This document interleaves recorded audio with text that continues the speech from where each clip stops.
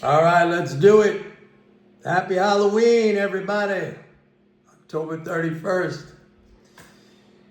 All right. So we had a little bounce in the market today. I forgot that today was a first of the month payments day because tomorrow, November 1st, obviously is a Saturday. So the payments went out today. So it was a big flow day. Speaking of the flows now, they're deteriorating further. Although today's first of the month payments, we'll see them pop back up again for a couple of days, maybe a week at most. But then this is a trend.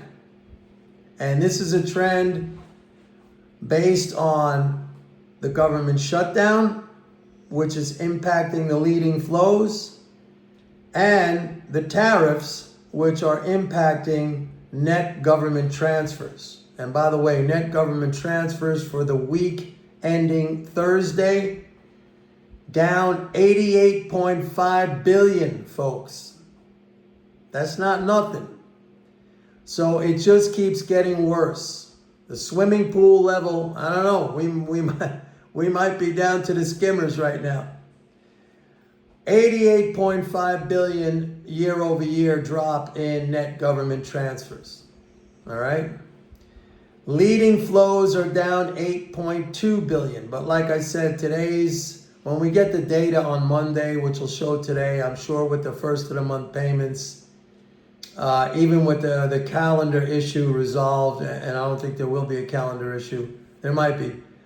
Even with that resolved, after a couple of days, I think leading flows will be up again over last year. But like I just said, that's temporary unless they get the government reopened. Now, we had some news today where a judge said that Trump has to pay the food stamps.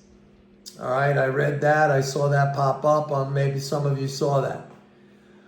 So he's going to have to tap into some quote unquote emergency funds. I don't know what those are. But this drop in flows, folks, this is happening even with the food stamp payments going out. This is the government shutdown. So we need to get this government shutdown thing resolved. I mean, I can't, but this is... Excuse my language, but this is a fucked up way to run a government. I mean, this is so stupid. It's unbelievable. And the thing is, I think a lot of people think, oh, it's no big deal because up until now, everything's been pretty steady. I mean, the stock market's been okay. It seems like we're in, a normal situation. But as I've been showing you now over the last few days, it's starting to impact the flows, starting from the time we went into the government shutdown. I was telling you guys, I'm going to monitor this on a day-by-day basis. And I will tell you when it's starting to impact in a negative way. And I did that. Every single day from the beginning of the government shutdown, I said to you guys, I don't see any impact. I don't see any impact. Market's going to go up. I don't see any impact. Market's going to go up. And that's exactly how it played out. Then, a few days ago, I said, and oh, by the way, I was also saying, as soon as I see leading flows drop below last year, that's a red flag. So I was telling you guys, I don't see any impact, market's going up, market went up. I don't see any impact, market's going up, market went up. Now, a couple of days ago, I said, all right, everybody.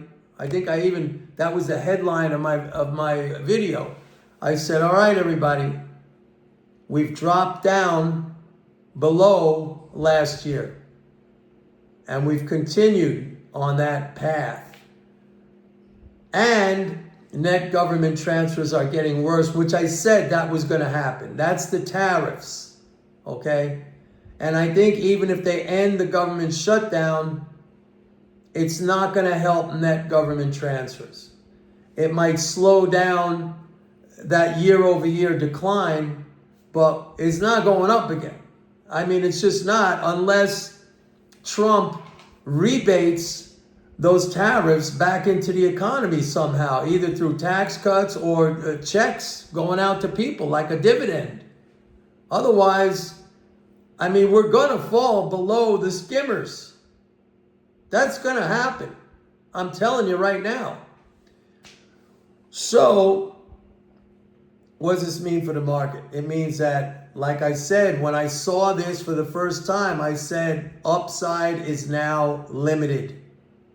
I said take a defensive, outlook, a defensive posture, whatever, however you interpret that for you personally. I'm not going to tell you, you got to do this, you got to do that. I mean, I'm practically still fully invested. I raised some cash like 2 months ago, a little bit. On rallies now, I might raise a little bit more, but in general, I stay fully invested. I don't go short. Like I told you guys, so many stories about my history of going short, where pretty much all of my years on the floor as a floor trader, that's all we used to do. I say we because it wasn't only me. It was like 99% of the guys in every pit that I traded in, with the exception of gold. That was funny because I was a gold trader back, in the 80s and the early 90s, when all it did was either stay flat or go down. And then we stupidly were buying every single breakout, and then it would fizzle out. But every other market, S&P, financials, all that stuff, we were always trying to sell.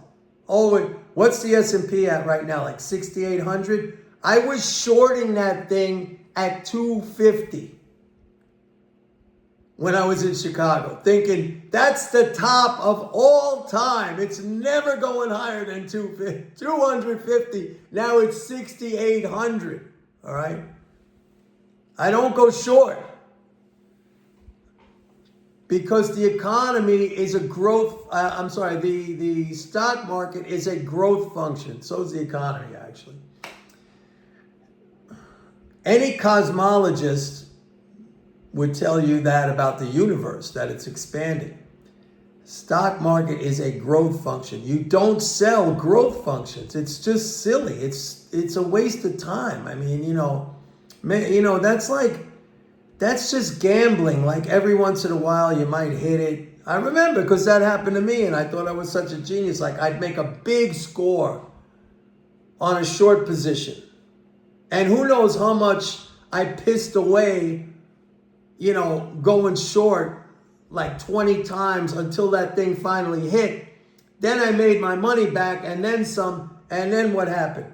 Over a course of time, over a period of time, I would piss that profit away by going short all the time. It's stupid. I shorted the S&P at 250 and it's 6,800. All right.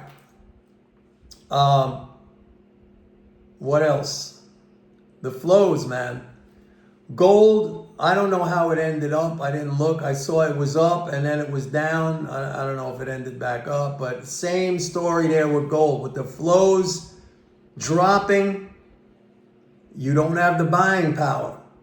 And you had a massive, massive historic rally where I think a lot of gold buying came in at the end when you had that parabolic move up. It came in at the end with it was a FOMO, fear of missing out rally by probably a lot of weak long position holders. So that's going back. That correction is ongoing. And I said, like, if we get down in the mid to low 3,800s, I might take a shot at it depending on what's happening with the flows. But if things really start to unravel with the flows, like if we're down net government transfers, at a point where it wipes out GDP, and I don't see any offset coming from, let's say, the trade deficit narrowing or something like that, I mean, gold's going to go lower. But I'm not making that call right now because I just don't have the data, you know? Like, I just don't have the data. You got to watch it. So that's about it, man. No sparring tonight. I thought there was. I drove to the gym and it was closed for Halloween. I don't know why. But anyway, I guess I give my body a rest because, you know, at 7 days a week I'm doing something. I worked out this morning anyway at the gym, so. Yeah, so you guys doing anything good for Halloween? Man, I'm just cooking myself up a steak. That's about it. And so have a good one. Thank you for watching, everybody. I appreciate it. Please like and subscribe. And don't forget to go to my website, pitbulleconomics.com. Sign up for a 30-day free trial to MMT Trader. And maybe I'll see you over the weekend. Happy Halloween. Bye.